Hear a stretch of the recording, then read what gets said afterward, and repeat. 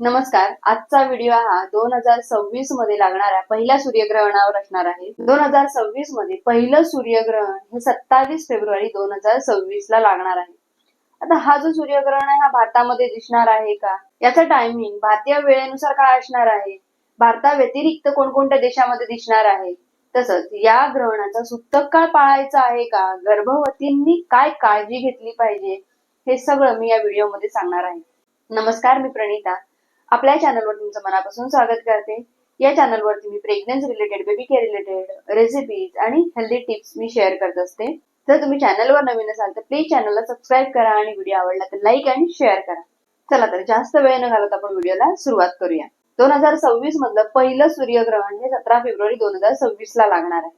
तर ग्रहण म्हटलं की बऱ्याचशा गर्भवती स्त्रियांच्या मनामध्ये कुठे ना कुठे भीती निर्माण होते, कारण ग्रहण हे वैज्ञानिक दृष्ट्या जरी भौगोलिक घटना असली तरी आपल्या शास्त्रानुसार भारतामध्ये त्याला अशुभ मानले. त्यामुळे गर्भवती स्त्रियांच्या मनात कुठे ना कुठे ग्रहणाविषयी थोडी भीती असते.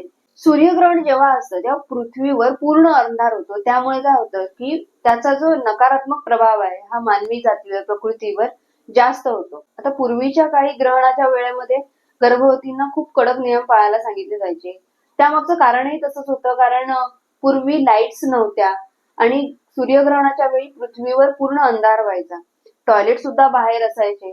त्यामुळे गर्भवती स्त्रियांना वॉशरूमला जायचं झालं तरी घराबाहेर पडावं लागायचं. त्यामुळे ग्रहणाच्या काळामध्ये बाहेर पडू नये असं सांगितलं जायचं. आता तशी परिस्थिती नाहीये. आता टॉयलेट्स, बाथरूम्स घरी असतात. त्यामुळे तुम्ही वॉशरूमला वगैरे जाऊ शकता. तितके कडक नियम पाळण्याची आता आवश्यकता नाहीये.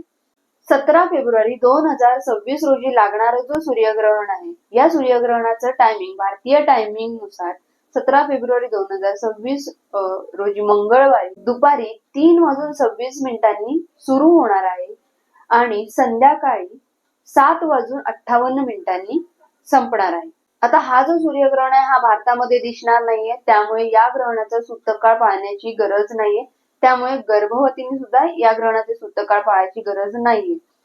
आता हा ग्रहण भारतामध्ये दिसणार नाहीये, पण भारताव्यतिरिक्त दक्षिण अमेरिका, अर्जेंटिना, दक्षिण Africa, Antarctica, Mauritius, Tanzania, Zimbabwe, Hind महासागर आणि प्रशांत महासागर इथे हा सूर्यग्रहण दिसणार आहे. तर ज्या भागामध्ये सूर्यग्रहण दिसणार आहे त्या भागामध्ये सूर्यग्रहणाचा सूतककाळ पाळला जातो. आता हा जो ग्रहण आहे हा भारतामध्ये जरी दिसणार नसेल तरी काही घरांमध्ये गर्भवती स्त्रियांना ग्रहणाच्या काळामध्ये जो टायमिंग असतो त्या टायमिंग मध्ये ग्रहण पाहायला सांगितलं जातो किंवा जबरदस्ती केली जाते. तर अशा वेळी तुम्ही त्यांना विरोध न करता तुमच्यासाठी चांगला असं समजून तुम्ही तो ग्रहण काळ पाळू शकता. तर त्या वेळामध्ये तुम्ही काय कराल तर त्या वेळेमध्ये तुम्ही वाचन करू शकता, देवाचं नामस्मरण करू शकता